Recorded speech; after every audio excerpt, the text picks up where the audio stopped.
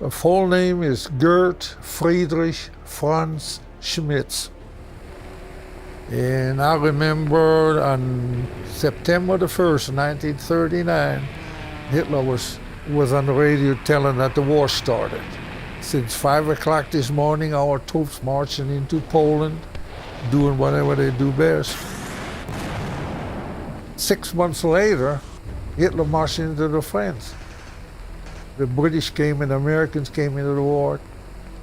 And I talked to my grandpa, and he told me, he said, if they want to win the war, it don't look too good. He said, don't say that, Grandpa, we cannot lose the war. That was not even remotely in my mind that we ever could lose a war, because we were so conditioned politically.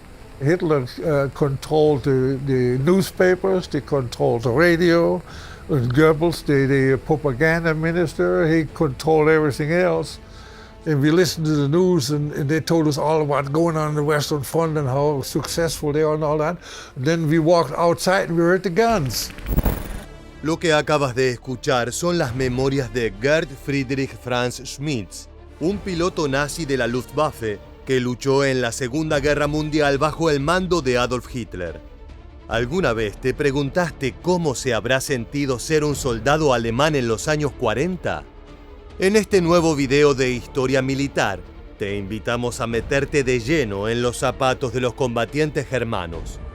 Prepárate para descubrir un lado oculto del conflicto más grande del siglo XX, como nunca lo habías visto. La tecnología nos permite acceder a los recuerdos de este hombre alemán nacido el 11 de octubre de 1927 en Milrad. Para la fecha en que comenzó la operación alemana en territorio polaco, Schmitz tenía apenas 12 años. Aún era un niño impresionable, marcado por una vida entera de educación nacionalsocialista. Ten en cuenta que ya desde los años 30 el frente liderado por Adolf Hitler era la fuerza hegemónica dentro de Alemania. Tal y como rememora Gerd, tenían el control de todos los medios de comunicación. Desde allí formaban una opinión dura en el pueblo. They had everything organized. You couldn't get lost or fall through the cracks. There were no cracks. You were part of it if you liked it or not. I got drafted into the Hitler Youth when I was 10 years old. And they gave us a uniform and all that, Las juventudes hitlerianas fueron un elemento central dentro de la doctrina del Tercer Reich. Eran grupos de adoctrinamiento establecidos por el Partido Nacional Socialista en 1922, que tenía como objetivo la creación de un nuevo sistema educativo para los jóvenes alemanes. Desde pequeños se les proporcionaba entrenamiento militar y se propiciaba el desarrollo y entendimiento de la ideología nazi. Entre sus principios se encontraban el racismo, el nacionalismo, la actividad física, la camaradería, la vida al aire libre, la invocación a la pureza de la sangre y el honor. El objetivo final era formar los líderes del futuro. En 1923 esta organización contaba con alrededor de 1.000 miembros. 4 años después, la cifra se multiplicó por 5.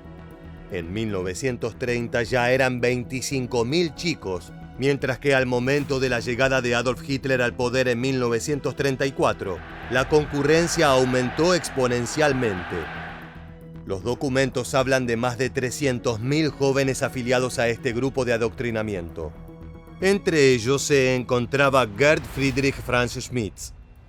Una vez que completó su paso inicial por las juventudes hitlerianas, el muchacho recibió una oferta seductora de parte de la fuerza más prestigiosa de toda Alemania, la Luftwaffe, la temida Fuerza Aérea del Reich. They said, do you want to go to a jet pilot training school? We have one in Fulda, Germany. And you go over there and you start training for a flying Messerschmitt 262 jets. He said, shoot, yeah. And when I got up there, the hangars were bombed, the runways were bombed, the airplanes were bombed. And there was nothing left for us to do. And they said, well, we'll temporarily assign you to a paratrooper outfit and send you to the Western Front. Así es como Schmitz terminó luchando en el sangriento frente oriental, más precisamente en la ciudad germana de Pasewalk. En esa región de Europa, el eje se enfrentó casi exclusivamente a la Unión Soviética y sus aliados, lo que resultó en batallas especialmente sangrientas debido al odio preexistente entre esos pueblos. Muchos expertos afirman que el Frente Oriental fue el más decisivo a la hora de definir la derrota germana, contabilizando al menos el 70% de los soldados caídos del Tercer Reich. Hacia esa zona terrible fue enviado Schmitz como un joven recién egresado de las juventudes hitlerianas. We talked to the local people there.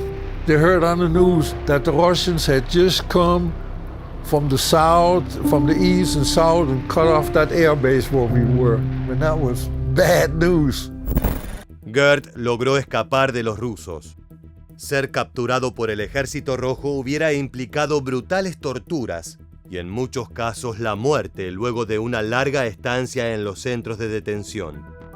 El problema fue que en su retirada se aproximó peligrosamente a las tropas británicas y estadounidenses, las cuales superaban en número a las germanas. Para 1945 era aparente el resultado de la guerra. Solo era cuestión de tiempo para que se concretase la derrota del Tercer Reich. Incluso un joven soldado como Schmitz podía percibir la desorganización y los problemas que sufrían las fuerzas armadas de Hitler. There was an open field and they wanted to march into the woods. And what we were way behind as a rear guard, they walked into a trap. The Americans, they already were on three sides when they waited till the whole battalion marched in there and they mowed them down.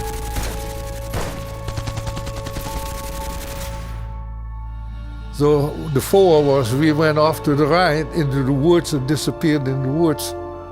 And that's how we ended up behind enemy lines.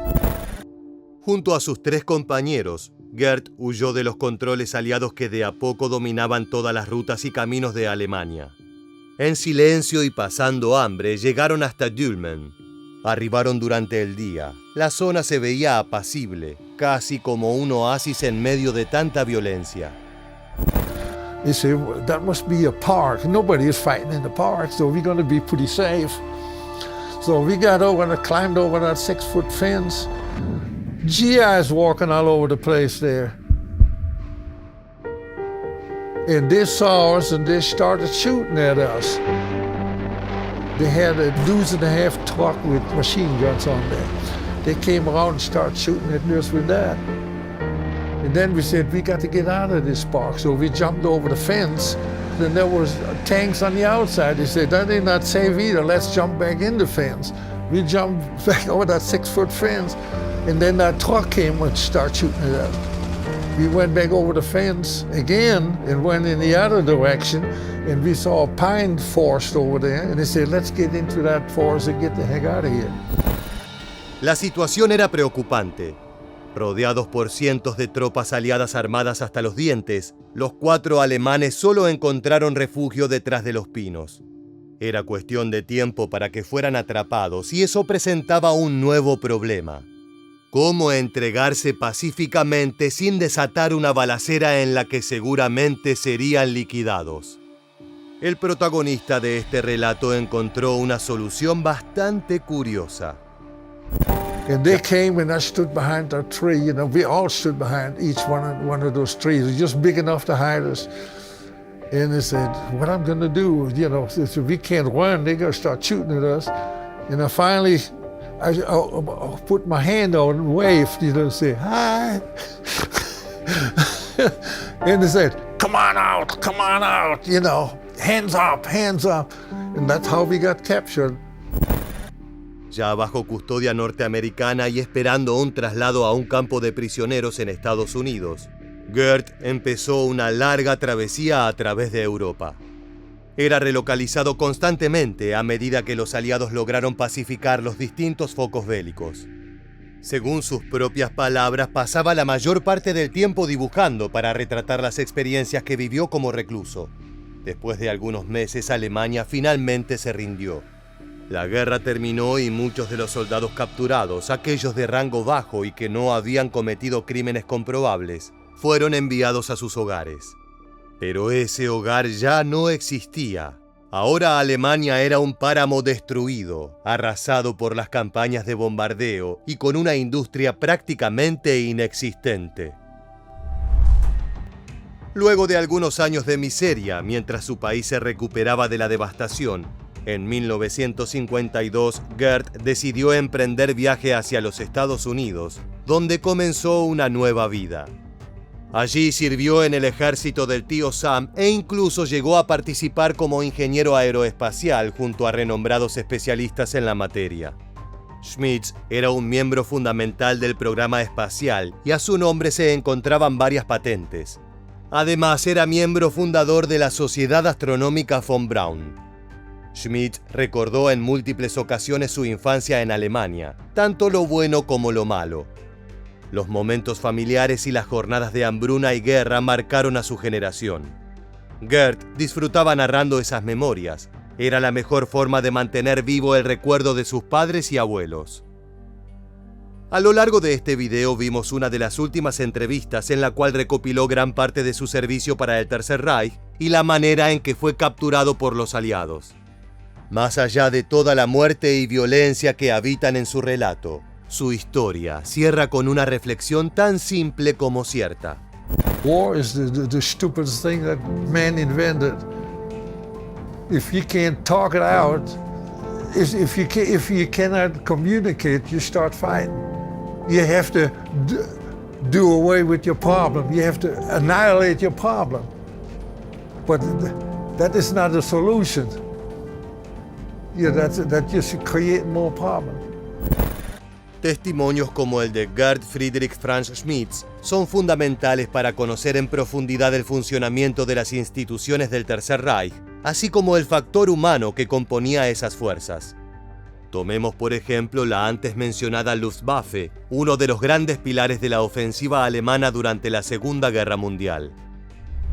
Tras asumir el poder de Alemania en 1933, lo primero que hizo Adolf Hitler fue comenzar a desarrollar en secreto su fuerza aérea militar. Recuerda que luego de la derrota en la Primera Guerra Mundial, el Tratado de Versalles limitaba seriamente el desarrollo bélico germano.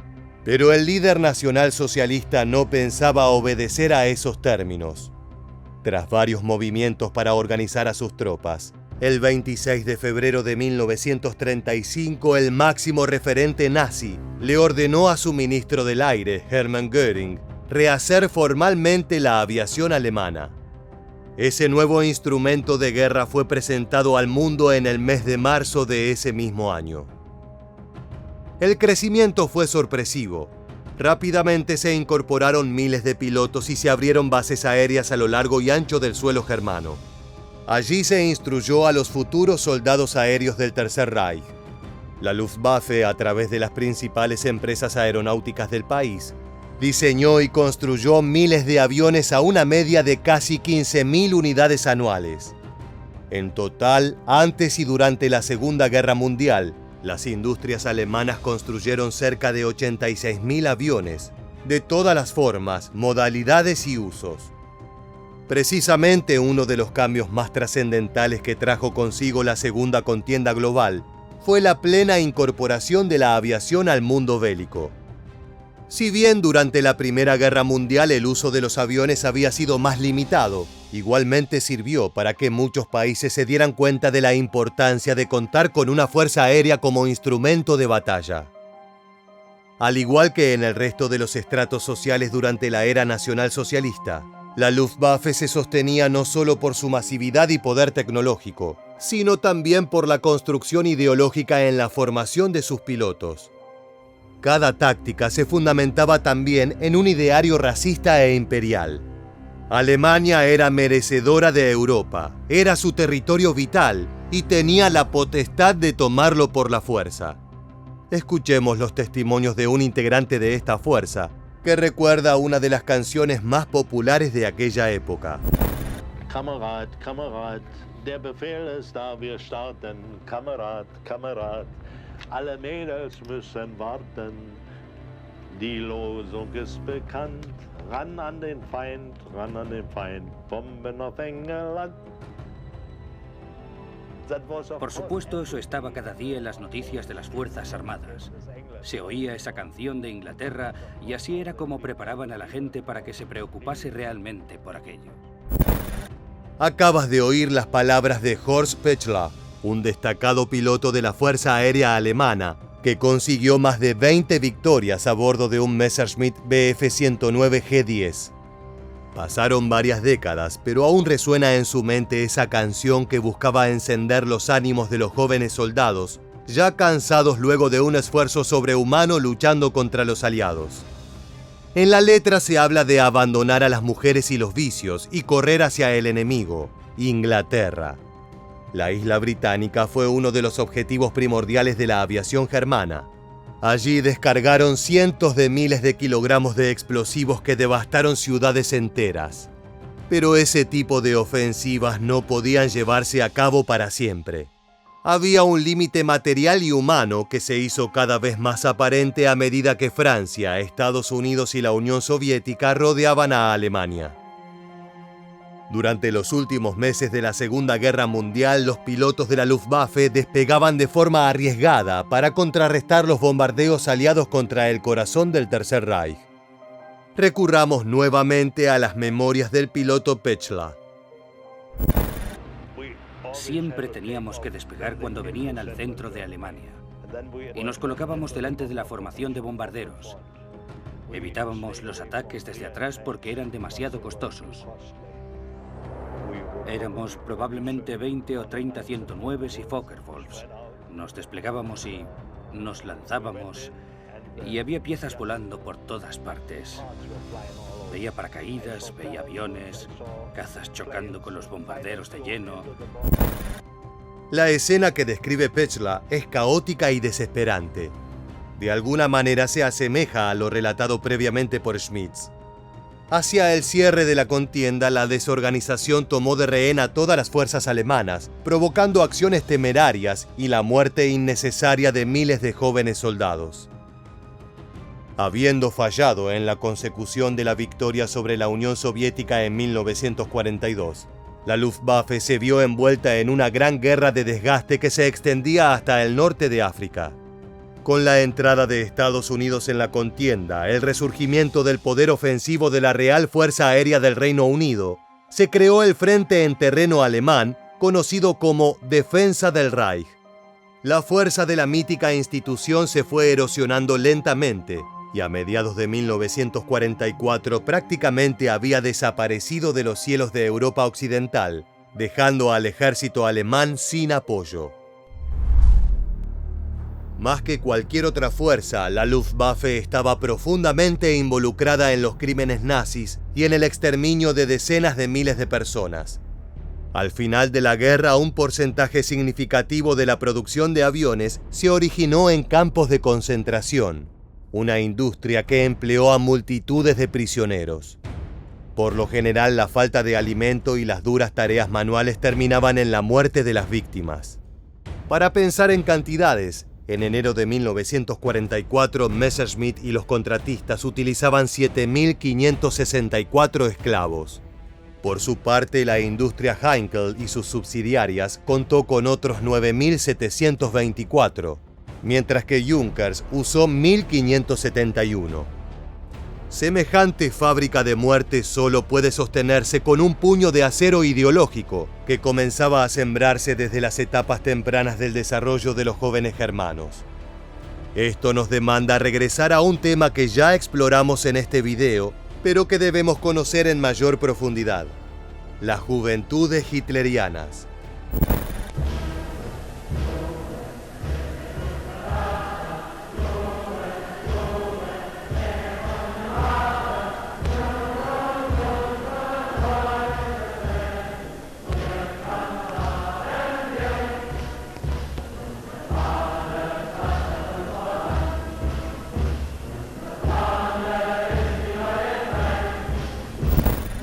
Lo que acabas de ver fue el gigantesco desfile de las juventudes hitlerianas llevado a cabo en 1937.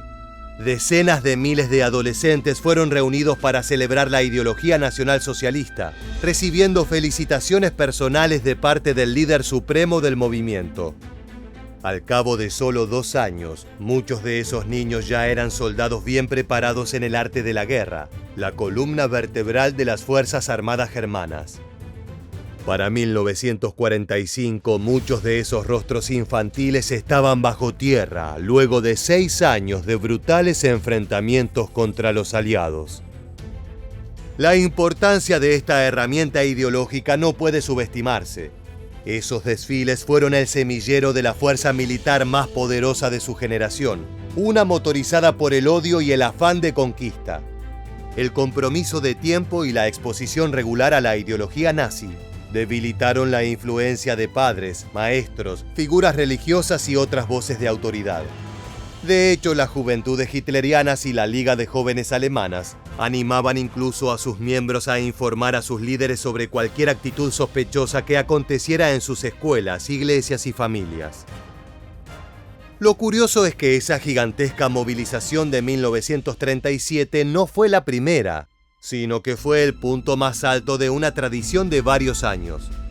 Como te adelantamos, las juventudes hitlerianas fueron creadas a mediados de los años 20, y cada año unos 2000 muchachos debían marchar a pie desde diversos puntos de Alemania hacia la congregación de Nuremberg, uno de los eventos más importantes del Partido Nacional Socialista. Ser invitado a ese desfile era todo un honor, y cada joven germano estaba dispuesto a sudar bajo el sol con tal de arribar a tiempo. A medida que las juventudes hitlerianas crecieron en número, también lo hizo la dispersión de las instituciones a lo largo del territorio. Para mediados de los años 30 había facciones que debían recorrer hasta 800 kilómetros para llegar a la reunión de Nuremberg, una distancia que se realizaba a pie. Semejante desafío físico tenía una sola y clara explicación. Esos niños debían estar preparados para la guerra. Y en la guerra no hay lugar para la compasión frente a la debilidad. Solo importa cumplir con las órdenes que les fueron asignadas. Cuando los muchachos crecían y se instruían en diversos oficios militares, sus oficiales y tutores los reclutaban para fuerzas especiales de acuerdo a sus aptitudes e intereses. Como te contamos previamente, Gerd Schmitz fue llevado a una base aérea para ser preparado como piloto de combate. Este era uno de los roles más preciados, ya que luchar en los cielos tenía un halo de mística incomparable a las otras instituciones. Los menos afortunados eran enviados a la infantería o Heer, las unidades terrestres de la Wehrmacht. Durante la Segunda Guerra Mundial, más de 13 millones y medio de soldados sirvieron en el Heer, de los cuales murieron unos 4 millones. En simultáneo se encontraban las Waffen-SS, una suerte de comando élite compuesto por hasta 900.000 soldados. Si bien ambas fuerzas lucharon palmo a palmo, las Waffen-SS nunca pertenecieron al grueso de las tropas terrestres. Eran un frente autónomo y de gran independencia. Escuchemos las palabras de un hombre que tomó parte en los fusilamientos de prisioneros realizados por ese comando élite. Mit denen konnten sie machen, was sie wollten. Versuchen Sie sich vorzustellen, da ist ein Graben, da stehen Menschen an einer Seite und dahinter stehen Soldaten, das waren wir, und die haben geschossen. Und die getroffen wurden, die sind runtergefallen. Das, was Sie, während Sie geschossen haben, gedacht oder empfunden haben, das möchte ich, dass Sie mir das noch einmal sagen. Nichts. Ich habe nur überlegt, Ziele vorsichtig. Su relato es frío y doloroso, pero también real. Todo lo que te contamos respecto al trabajo ideológico del Reich repercutió de forma directa en el compromiso de sus tropas con el asesinato de millones. Dentro de las fuerzas germanas había todo tipo de soldados. Los fanáticos convencidos, los que fueron reclutados por obligación y miedo, e incluso aquellos que no dimensionaban lo que estaban haciendo. Personas que fueron arrastradas por la marea de la historia a convertirse en monstruos al servicio de uno de los líderes más oscuros. Millones de muertes, una reconfiguración completa de Europa, y el descubrimiento de crímenes que se creían imposibles dentro de una sociedad moderna. La Segunda Guerra Mundial continúa siendo uno de los eventos históricos más estudiados. Las heridas y cicatrices obtenidas en ese conflicto siguen marcando el presente, por lo que aún es fundamental escuchar los testimonios de aquellos que vivieron ese infierno. A medida que pasa el tiempo, los protagonistas sucumben ante la vejez, pero la tecnología nos permite inmortalizar sus recuerdos como si se tratara de documentales en primera persona. De esta forma llegamos al final del video. Si te gustó este contenido y quieres continuar conociendo relatos fascinantes sobre la Segunda Guerra Mundial, te invitamos a que te suscribas y actives las notificaciones de nuestro canal. Sin más, nos despedimos hasta la próxima entrega de Historia Militar. Gracias por acompañarnos.